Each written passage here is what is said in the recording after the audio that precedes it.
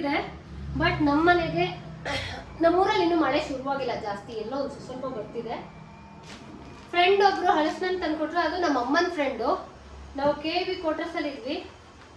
So ಅಲ್ಲಿ ಸಿಕ್ಕಾಪಟ್ಟೆ ಗಿಡ ಮರ ಎಲ್ಲ ಹಾಕೊಂಡಿದ್ವಿ. ನಮ್ಮ ಪಕ್ಕದ ಮನೆಯಲ್ಲೇ ಇದ್ರು, ಅವ್ರು ಹಣ್ಣು ತಂದ್ಕೊಟ್ಟಿದ್ದಾರೆ. ಈಗ ನಮ್ಮಮ್ಮ ನಂಗೆ ಹಲಸಿನ ಕಟ್ ಮಾಡೋದು ಹೆಂಗೆ ಅಂತ ಹೇಳ್ಕೊಡ್ತಾರೆ ಅಂತ ನಂಗೆ ಬರುತ್ತೆ. ನಮ್ಮಪ್ಪ ಹೇಳ್ಕೊಟ್ಟಿದ್ರು, ನಾನು ಮಾಡ್ತಿದ್ದೆ.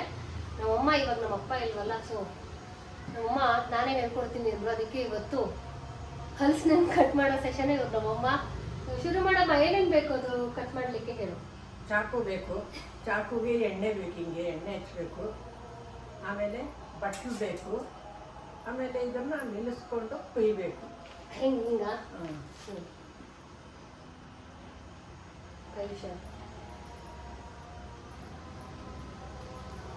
ಆಕ್ಚುಲಿ ನಾವು ಹಿಂಗ್ ಕಟ್ ಮಾಡ್ತಿರ್ಲಿಲ್ಲ. ಇದು ನಮ್ಮ ಅಮ್ಮನ ಸ್ಟೈಲು, ಹಿಂಗ್ ಉದ್ದಕ್ಕೆ ನಿಲ್ಸಿ ಕಟ್ ಮಾಡೋದು. ಬಟ್ ನಾನು ನಮ್ಮಪ್ಪ ಕಟ್ ಮಾಡ್ಬೇಕಾದ್ರೆ ಹಿಂಗ ಅರ್ಧ ಕಟ್ ಮಾಡ್ಬಿಟ್ಟು ಅದ್ರಲ್ಲಿ ಚಿಕ್ಕ ಚಿಕ್ಕ ಪೀಸ್ಗಳು ಮಾಡ್ಕೊಂಡು ತೊಳೆ ಬಿಡಿಸ್ತಿದ್ವಿ. ನಮ್ಮಮ್ಮ ಏನೋ ಸ್ಪೆಷಲ್ ಲೆವೆಲ್ ಹೇಳ್ಕೊಡ್ತಾ ಇದ್ದಾರೆ. ನಾನು ಈ ಕಡೆ ಇದನ್ನ ಕಟ್ ಮಾಡೋದಕ್ಕೂ ಮುಂಚೆ ನಾವು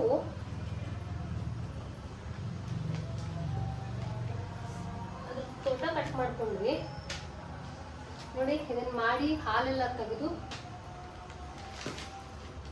ವಾವ್ ಸೂಪರ್ ಆಗಿದೆ. ಕೈ ಎಣ್ಣೆ ಹಚ್ಕೊಂಡಿಲ್ಲ ಇನ್ನು ನಾನು. ಹಿಂಗ್ ಕೈ ಎಣ್ಣೆ ಹಚ್ಕೊಳ್ಳಿಲ್ಲ ಅಂದ್ರೆ ಹಾಲೆಲ್ಲ ಆಗೋಗುತ್ತೆ.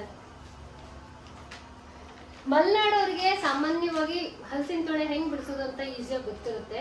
ಬಟ್ ಈ ಕಡೆ ಸುಮಾರು ಜನಕ್ಕೆ ಈಗಿನ ಜನರೇಷನ್ಗೆ ಗೊತ್ತಿಲ್ಲ.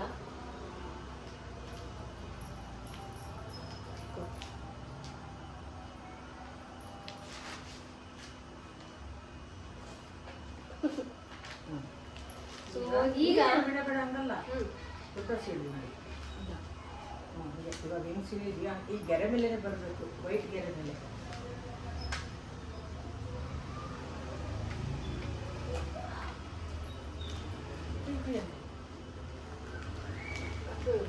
ಈಗ ನೋಡಿ, ಈಗಿರುತ್ತಲ್ಲ ಈ ದಿಂಡು ಇರುತ್ತೆ ಇಲ್ಲಿ, ಆ ದಿಂಡನ್ನ ಮೊದಲು ತಗೋಬೇಕು, ತೆಗಿಬೇಕು.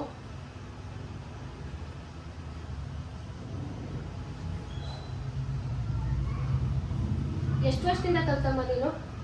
ನಾನೊಂದು 20 ವರ್ಷದವರೆಗಿಂದ ಕುಯ್ಕೊಳ್ತಾ ಇದ್ವಿ, ನಾವು ಮರದಲ್ಲಿ ಬಿಟ್ಟಿದ್ದು. ಸೊ ಇವಾಗ ನಮ್ಮ ಯಜಮಾನ್ರು ಕುಯ್ಯಕ್ಕೆ ಶುರು ಮಾಡಿದ್ರೆ ಅವ್ರ ಜೊತೆಯಲ್ಲಿ ಇವಳು ಸೇರ್ಕೊಂಡು ಕಟ್ ಮಾಡಿ ಕುಯ್ತಾ ಇದ್ರು, ಬಿಡಿಸ್ತಾ ಇದ್ರು. ಇನ್ನೊಂದೇನಂದ್ರೆ ಬರೀ ತೊಳೆ ಬಿಡಿಸೋದೊಂದೇ ಅಲ್ಲ, ಒಂದು ಇಂಟ್ರೆಸ್ಟಿಂಗ್ ಕತೆ ಹೇಳ್ತೀನಿ. ನಮ್ಮಮ್ಮ ಬನ್ನೇರ್ಘಟ್ಟ ಹತ್ರ ಇರುವಂತ ಒಂದು ಹಳ್ಳಿಲಿ ಇದ್ದಿದ್ದು ಅವ್ರ ಅಪ್ಪ ಅಮ್ಮನ ಮನೆ. ಕೋತಿ ಒಂದು ನಮ್ಮಮ್ಮನ ಫ್ರೆಂಡ್ ಹೋಗಿತ್ತಂತೆ, ಯಾರೋ ಸಾಕಿ ಬಿಟ್ಬಿಟ್ಟಿದಂತ ಕೋತಿ. ಹಲಸಿನ ತೊಳೆ ಮೊದಲು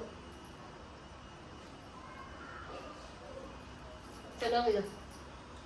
ಆಕ್ಚುಲಿ ಇದು ಮರದಲ್ಲೇ ಹಣ್ಣಾಗಿರುವಂಥದ್ದು ನೋಡಿ. ಈ ತರ ಬಿಡಿಸಿದ್ರೆ ಬಿಡಿಸ್ಕೊಳಕ್ಕೆ ಸೂಪರ್ ಆಗಿರುತ್ತೆ. ದಿಂಡೆದು ಇರಬಾರ್ದು, ತೊಳೆ ಈಸಿಯಾಗಿ ಬರುತ್ತೆ.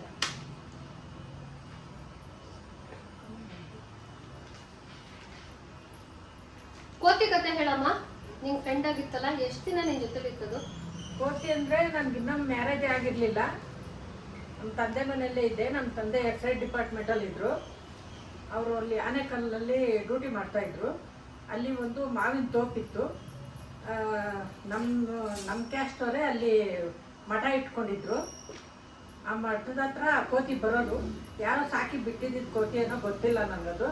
ಅಲ್ಲೋಗಿ ನಾವು ಸುಮ್ಮನೆ ಅಲ್ಲಿ ರೂಢಿ ಆಗೋಗ್ಬಿಡ್ತು, ಹೋಗಿ ಬರ್ತಾ ಹಿಂದೆನೇ ಬಿದ್ದುಬಿಡೋದು.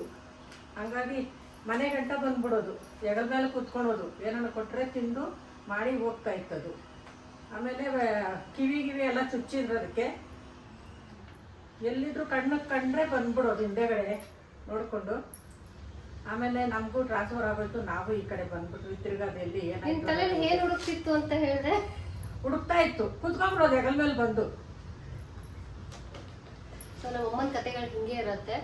ಸೊ ಅಷ್ಟೇ ಅಲ್ಲ, ನಾವು KV ಕ್ವಾರ್ಟರ್ಸ್ ಅಲ್ಲಿ ಇದ್ದಾಗ ನನಗೆ ಈ ಪ್ರಾಣಿಗಳ ಬಗ್ಗೆ ಇಷ್ಟೊಂದು ಕಂಪ್ಯಾಷನ್ ಬರ್ಲಿಕ್ಕೆ ಕಾರಣನೂ ನಮ್ಮ ಅಪ್ಪ ಅಮ್ಮನೇ.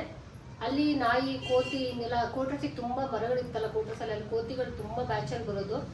ಯಾವುದೋ ಒಂದೆರಡು ಕೋತಿಗೆ ಗಾಯ ಆಗ್ಬಿಟ್ಟಿತ್ತು, ಕರೆಂಟ್ ಲೈನ್ ಏನೋ ಹೊಡೆದು.